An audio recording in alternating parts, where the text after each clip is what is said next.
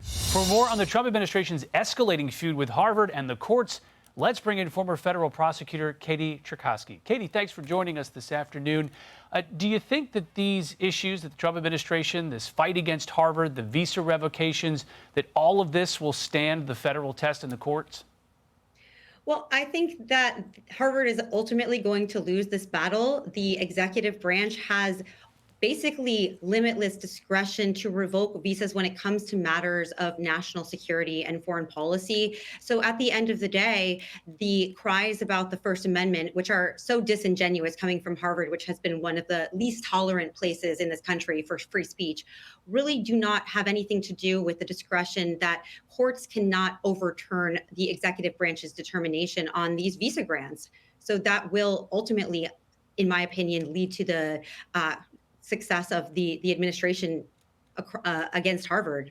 You know, the opponents, they'll argue that essentially what the administration is doing is that it's not a national security issue. It's an issue because the administration just doesn't like some of the speech that these international students are engaging with, and that's the reason they're removing them. Does that carry much water in a court? Well, that is the interesting part about this, that Harvard and many of these universities are pointing to a First Amendment protection. But the First Amendment does not trump the administration and the executive branch's discretion in terms of visa revocations. Non-citizens do not have limitless First Amendment rights. In fact, American citizens do not even have limitless First Amendment rights. Even our U.S. military members' First Amendment rights are limited because of national security interests. So it's an interesting argument for, I think, sympathetic purposes. But at the end of the day, if there's a facially valid reason for a visa revocation, then the courts can't even second guess that, even if they personally disagree due to the separation of powers and Supreme Court precedent. So the lower courts may try to overturn these policies, but ultimately, I think when it gets to SCOTUS, the administration will prevail. You know, administration lawyers are pretty busy. It's not unique. You know, there are a lot of administrations get sued for all sorts of things. But one of the issues, of course, is migration, immigration. Big win for the Trump administration, allowing the administration to end some Biden-era policies, cancel what's known as temporary protective status for those who are here from 4 different countries. Do you think that that really shows where the courts are thinking on this particular issue? Do you think that there will be more wins for the Trump administration on migration moving forward?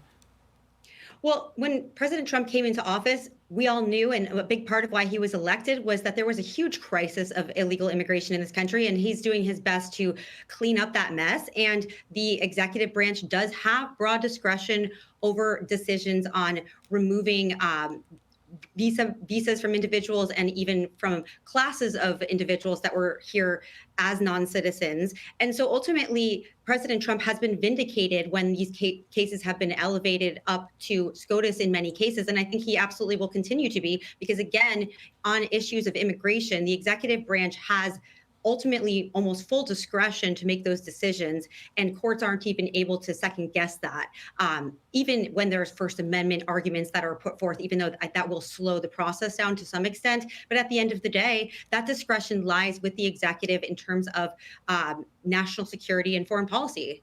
How about the tariffs? A court paused the pause on the tariffs, basically. Do you think eventually the Trump administration will prevail? These tariffs, the president has the power to do these broad-based tariffs?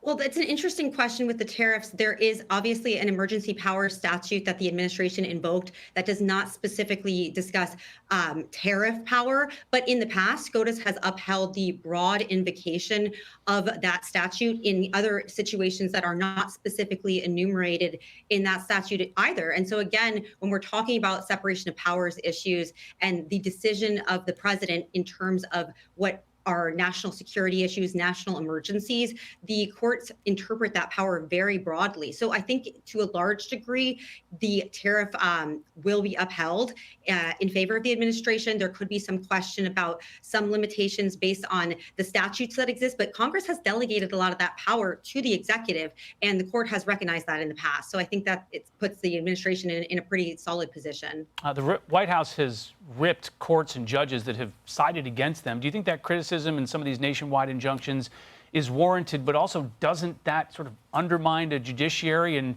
a judiciary that, by the way, at the top sits with a 6-3 conservative majority at the Supreme Court? Well, the administration keeps on winning. And so that proves the point that these lower court judges are way afield from where they should be in terms of deferring to the executive and respecting the precedent that exists. So I think their politicization has been made clear as the administration continues to win once these cases go up, sometimes even with a far more majority of the court than just the six so-called conservative justices. And that's because that adherence to the precedent is what should be happening at the lower levels, but it's simply not. So I think it's a valid critique to be had of these lower court judges that are issuing rulings that are then overturned when the cases are elevated and the Constitution is adhered to. Katie Kurchaski, thanks very much for joining us. Thank you. Hey everyone, I'm Emily Campagno. Catch me and my co-hosts Harris Faulkner and Kaylee McEnany on Outnumbered every weekday at 12 p.m. Eastern, or set your DVR. Also, don't forget to subscribe to the Fox News YouTube page for daily highlights.